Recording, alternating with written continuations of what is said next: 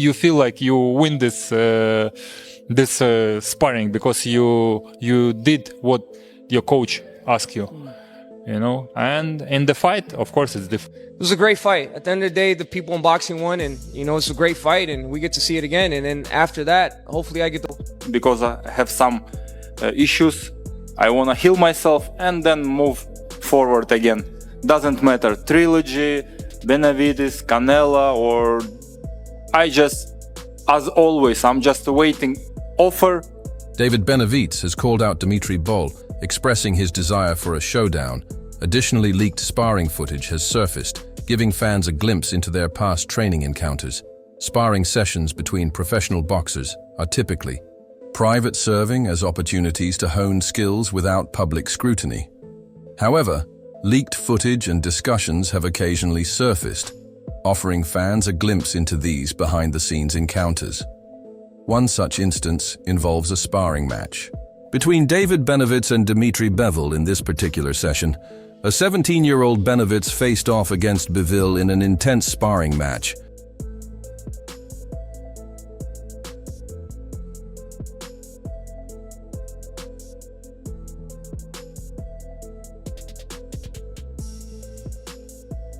While the full details of the session remain private, some reports suggest that Benavidez performed impressively against the more experienced Bivol.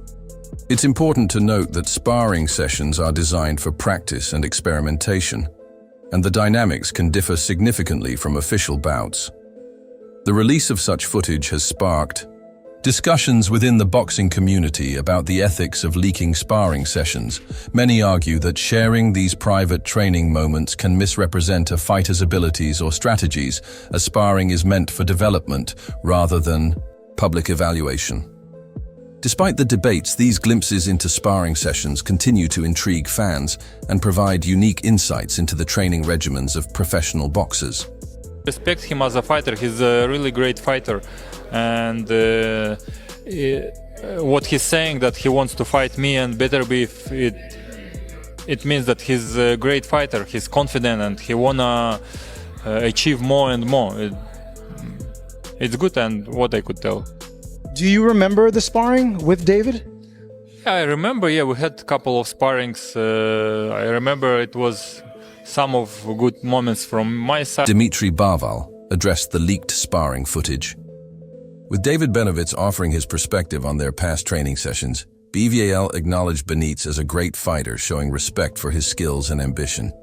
He highlighted that Benz's willingness to challenge both him and Artur Bivol demonstrates his confidence and determination to achieve more in his career. Reflecting on their sparring sessions, Bivol recalled that both fighters had strong moments with each test, different techniques under their coach's guidance. Of good moments from my side, some good moments from his side, but it's sparring. Sparring, it's sparring. You do some things which coach told you. You should do this and this, and you are trying one round, you couldn't do it. Another round, you try to do this, it couldn't. On the third round, you can do it once only, and you feel like you win this sparring because you did what your coach asked you, And in the fight, of course, it's different. In the fight, they ask you to do something. You will not waste your time if it's not. He emphasized that sparring is purely a training exercise where fighters experiment with various strategies rather than aiming for outright dominance, according to Bivol. Fighters use these sessions to apply instructions from their coaches, sometimes succeeding in one round and struggling in another. However, he made it clear that sparring and an actual fight are completely different scenarios in a real fight. Bivol explained, a boxer must make quick adjustments and cannot afford to waste time on techniques that are not working, like sparring, where fighters focus on specific drills regardless of effectiveness. A fight demands immediate adaptability, while they sparring showcase moments of skill from both sides. Bivol believes that a professional match between him and Benavidez would be a completely different challenge. Possibly instead of a trilogy with Artur. I'm open for any fight. But today I wanna enjoy that I'm undisputed champion. I wanna take care of my health because I have some issues. I wanna heal myself and then move forward again.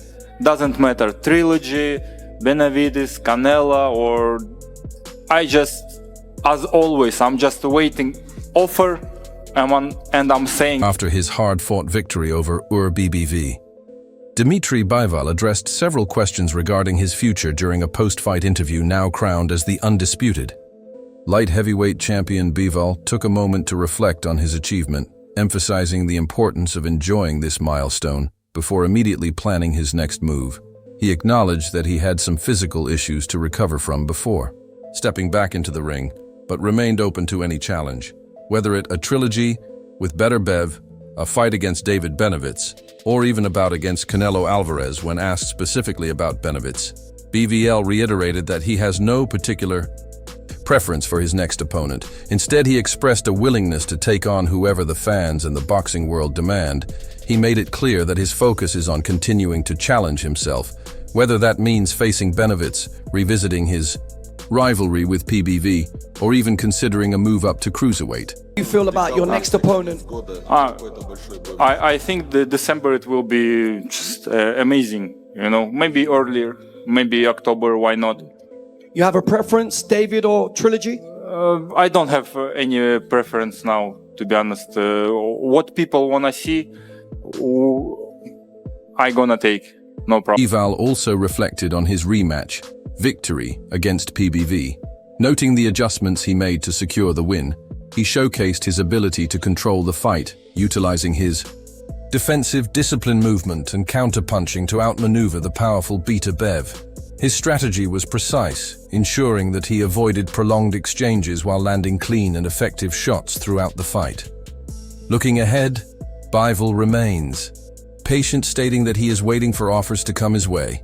He emphasized that he is open to all possibilities and will accept the fight that makes the most sense, whether it's Benavidez, a trilogy with Bev, or another major challenge. Bivol has cemented his status as one of boxing's elite and is prepared to take on whatever comes next. The purer puncher probably is Morel for one shot. He's the less experienced guy, but he's got that Cuban background, you know, with the amateur pedigree, over 100-something fights. He's got experience. Even though he's got a lot less fights professional, he's got experience. He hasn't fought the resume professionally that Benavidez has, so that's in favor of Benavidez.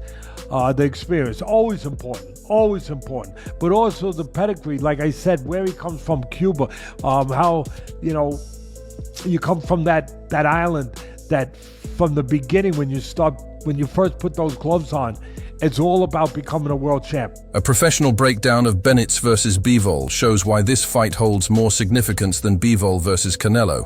If Benitez defeats Bivol, it would be a defining moment in his career, elevating him beyond Canelo as the best Mexican boxer of this era. Ball, known for his technical skills and defensive prowess, presents a tougher stylistic challenge than Canelo.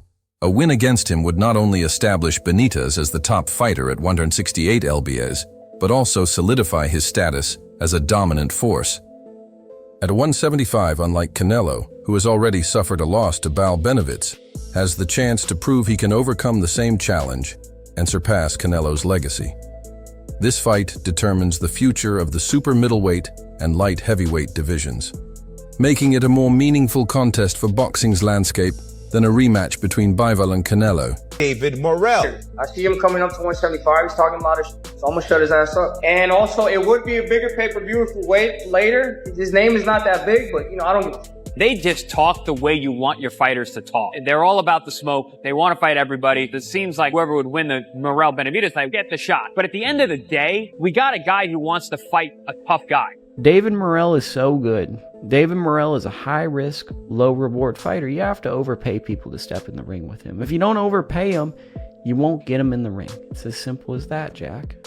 So, David Morrell going in 2024, one of the most exciting fighters, got an exciting style, has a fan base in Minnesota. You know, that's the knock on the Cubans. No international distribution on the Cuban feed because they don't show the fights. has a fan base in Minnesota. Now we need to see the fights. Vladimir Shishkin, Christian and Billy. Any of those guys on the back end of the top 10, I want to see them in. Teddy Atlas breaks down the challenges and opportunities ahead for David Benavidez. One of the biggest potential opponents is Dmitry Bivol, the WBA light heavyweight champion. Bivol presents a unique challenge, arguably tougher than Artur. Better Biv in some ways. Stylistically, he's a disciplined and precise boxer, capable of neutralizing aggression with his movement and counter. Punching a fight between Benitez and Bivol wouldn't just be about power, it would be about ring IQ, adaptability, and the ability to impose one's will over 12 rounds.